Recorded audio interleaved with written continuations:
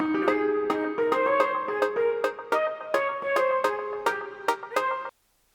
guys, assalaamu calaykum. Waa aniga Cabditax Ibraahim halkaad nagala socotaan waxa weeye Somaltech. Maanta waxaan ka hadli doonaa cashar kale oo muhiim ah oo ku saabsan prerequisiteska ama casharada hordhaca u ah communication markaad bilaabaysid. Hore waxaan uga soo hadalnay physics-ku waxa uu yahay ama maxay important-ka uu yahay markaad doonaysid communication inaad bilowdo. Okay. Maanta waxaan eegi doonaa maxay ahayd wave-ka. Wave-ka iyo definition-kiisa, characteristics-kiisa iyo astaamaha uu leeyahay ayaynu maanta eegi doonaa. haddaba wave-ka qeexidiisa ayaynu soo qaadan doonaa. Example-ka ama maxay definition-ka halkan inoo hor yaala waxa weeye uu qeexaya inuu yahay maxay ama loo qeexaa oo loo tixgeliyaa wave-ku inuu yahay disturbance ama carqalad ama maxay shay wax ka bedel sameynaya. Okay.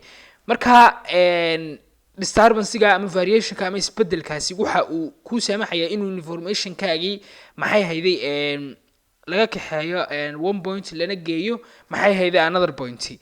macnaha variation-kaasi waxa weeye wuxuu sameynayaa propagation ayaa disturbance-kaas uu noqonaya. macnaha waa propagation buu sameynaya, waa safridan uu safraya ayaa loo tixgelinaya inuu yahay disturbance ama isbedel haddaynu si qurux badan u sheegno. Okay. marka wave-ka waxa weeye tusaale ahaan kale markuu wave-ku safrayo wuxuu marayaa ama uu propagation-ka sameynayo medium-ka. marka medium-kaasi waxa laga yaabaa in uu maxay hayday leeyahay particles. marka particleskaas waxay ogaanaysaa in aan wave-kaasi uu la falgalaynin, macnaha particleskaas wave-ka kaliyaatu uu safrayo kala duwan yihiin. Okay. inta hadan ka nimaadna macnaha waxa weeye wuxuu ku sii taakidinaya disturbance-ga markuu ku yiri variation-ka ayuu inta kugu sii sheegaya macnaha particleska uu medium-ka uu leeyahay in aanay wax interaction ama falgalisa la sameynaynin particleska wave-keenu uu leeyahay. Okay. haddaba waxaynu eegnaa examples ku saabsan wave-ka qaabka u shaqeynayo. imika tusaale ahaan kale example-kan ugu horeeya dadka ah waxaad arkaysaa in ay marna kor u kacayaan marna hoos ay u degayaan. waxay joogaan stadium waxay ciyaarayaan ama baseball baa laga soo qaaday ama football. Okay. marka way isku tuurayaan. marka kor kaca iyo hoos u dhaca macnaha korna ay boodayaan marna ka hoos ay u fadhiisanayaan macnihiisu waxa weeye waxay sameynayaan wave bay sameynayaan laakiin aad u dareemaysid inay wave sameynayaan. Okay. stadium-ka gudihiisa sidoo kale waxaa ka mid ah sound wave-ka markuu dhaqmaya ama maxay uu safrayo maxay hawada wuxuu u soconayaa marna hor u soconaya marna wuxuu soconayaa maxay hayday gadaal. markaas taasoo kale waa mid ka mid ah wave-ku soo safray. macnaha waxaan u soo qaadanay example-kan aynu hadda eegaynaa waxa weeye inagu waves-ka qaybihiisa badan sii dhex gelmin laakiin waxaan eegaynaa shaygan inuu safrayo aynu sii taakiidinayna. Okay.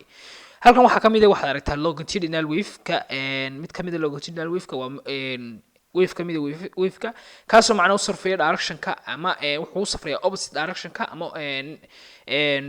direction-ka la midka ah wave-ku u safrayo. Okay. marka kan waxa weeye waa sinusoidal wave-ka ama sine wave-ka u taqaanid. marka marna wuxuu sameynayaa reflection in isku soo ururo marna wuxuu sameynayaa compression isku soo ururis iyo kala fir qambay sameynayso. Okay. kana waxa ka mid ah transfer wave-ka ka mid ah transfer wave-ku isaguna waa qayb ka mid ah wave-ka oo maxay ahayd wave-ku uu particleska uu ku yahay perpendicular mid ku qoto. macnaha sidaad imka arkaysid wuxuu safrayaa wave-keenu horizontally particleskuna vertical bay ku yihiin. Okay.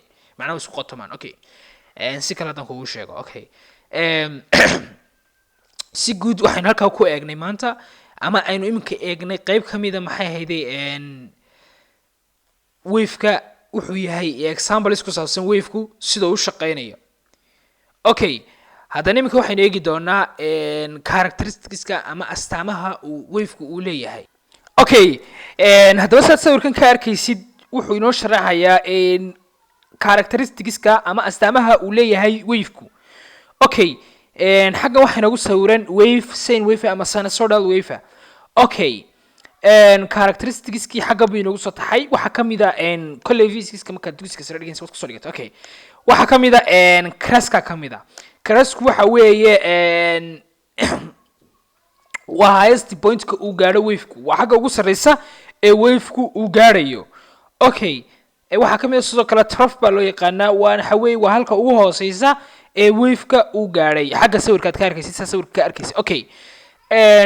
sidoo kale waxaa ka mid ah wavelengths baa ka mid ah. wavelengthsku waxa weeye waa distance-ka u dhaxeeya laba crest ama laba taraf kasta oo isku xiga oo consecutive ah inta u dhaxaysa ayaa loo yaqaanaa ama maxay ahayd distance-ka u dhaxeeya ayaa loo yaqaanaa wave length ama lambda. sidoo kale waxaa jira wave height wax la dhaho waa height-ka ama inta u dhaxaysa tarafka iyo maxay ahayd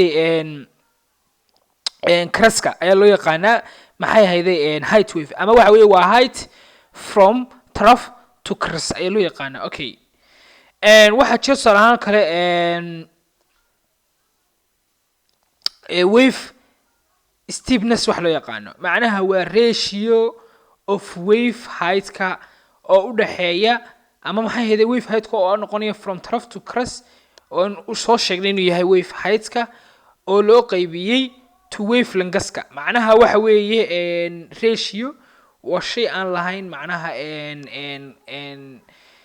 SI unit aan lahayn. okay waxaa jira amplitude-ka jira amplitude-ku waxa weeye distance-ka wave-ka laga bilaabo maxay ahayd bartamaha uu gaarayo macnaha waa halka ugu sareysa ee wave-ku uu gaarayo. tusaale ahaan imika waxaad aragtaa halkaa imika tusaale waxa yaala waxaa laga soo qaaday centerka taraf baa lagu gaarsiiyey ama waxa weeye waxa laga qaadayaa bottom-ka waxa lagu gaarsiinayaa crest-ka macnaha waxa weeye waa wave-ka waa halka ugu sareysa iyo halka ugu hooseysa uu gaaray ayaa loo yaqaanaa amplitude-ka.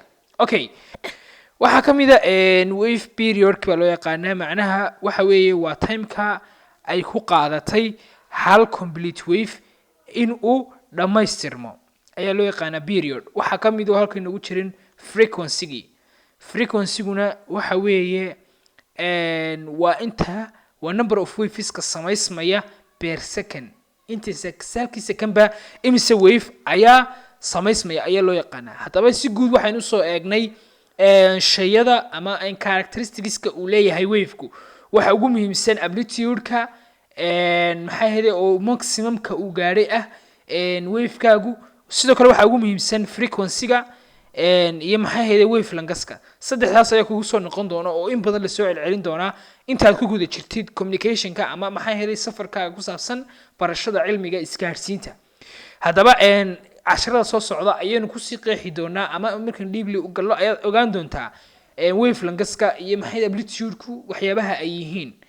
okay marka maanta casharkeenu xaggaas buu inoogu joogi doonaa. casharkan ku xigeentan ku kulmayno waxaan kaga tegaynaa sidaas iyo nabadgelyo.